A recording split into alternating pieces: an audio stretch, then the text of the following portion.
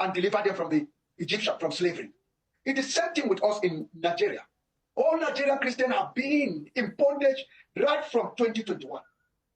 In fact, it is a stage that they have the Islamic terrorists have vowed that Christians should never lead them. 2021, there was organized massacre that cut across every place in the nation, Nigeria. But the media here are downplaying things for themselves. And this is where we are in trouble. I've performed several genocide burial, more than 70 times.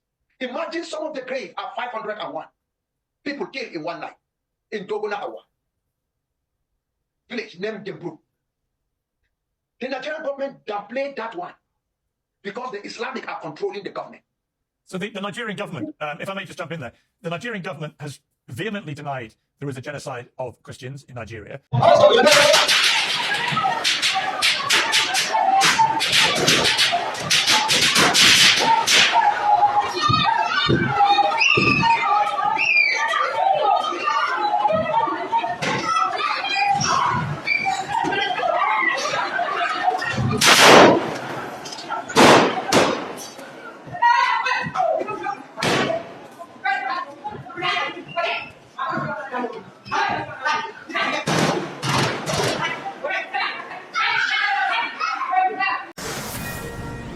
President Trump is ratcheting up the pressure on Nigeria. Islamic terrorists there have been murdering Christians, as well as fellow Muslims, for years. The president is threatening not just to pull aid from that West African country unless it stops, but also send in the military, as he put it, guns a-blazing. Father George Dogo, in the ongoing genocide in Nigeria, your community was recently devastated by Fulani terrorists. Obviously, right now, you don't have the best internet connection. We're using Zoom because we have to tell your story. So what's going on right now in your village? Well, the situation in my village now is terrible. Let me begin first. What happened just last night till today morning? Today morning, one of the villages very close to me by name Amadou was attacked by the Fulani ethnic militia. 3 persons were killed just last night, and the whole place was ransacked. That just last night. But prior to now, I live in a place called Takum, and Takum is the headquarters of Takum local government. And the place that is under serious siege by the Fulani ethnic militia is the ward, one ward called Chanchaji ward. And in this particular place, it has been for not just, it has been now about 2 good months, thereabout, that these places have been under attack. All the places, they are crops, they are farmers. Their crops have been eaten up by the cows, houses burned down, people macheted and killed. The number of those killed, as of now, the count will be about 32, 33. Yes, 32, 33. And this is just in your village, in your parish? Yes. Not, and for the whole diocese, for the whole, in short, if we talk about, we have it, so the whole diocese, the whole of Okari diocese is under siege. It's not just in my village, because others are also having the same problem. If I could just tell you, you get shocked. Within the period that we're talking about, see, we have so many parishes in Okari diocese. Holy Spirit have displaced persons ransacked by the Fulani ethnic militia, about 5,920. Blessed Brother Maraba Parish, Daniel, has about 4,296. And let me shock you. In my parish, Takum, we have about 26,171 displaced persons.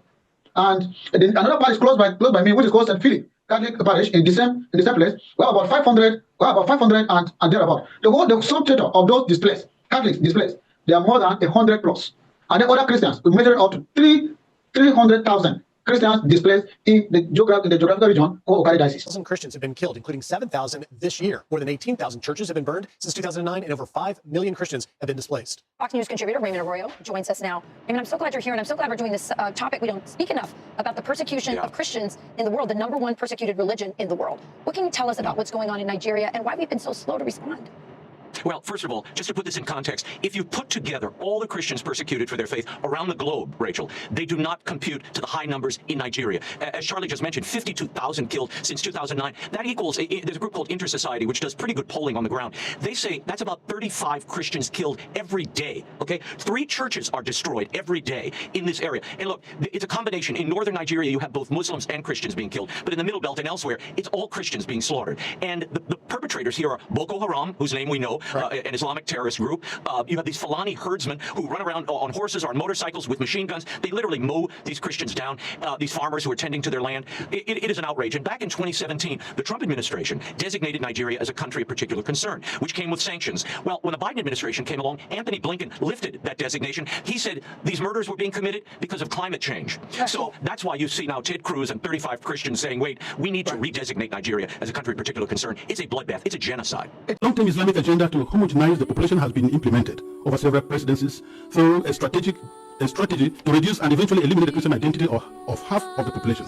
This strategy includes both violent and non-violent actions, such as the exclusion of Christians from positions of power and adoption of such church members, the raping of women, the killing and expulsion of Christians, the destruction of churches and farmlands of Christian farmers, followed by the occupation of such lands by the Fulani herders, and also changing the names of these villages.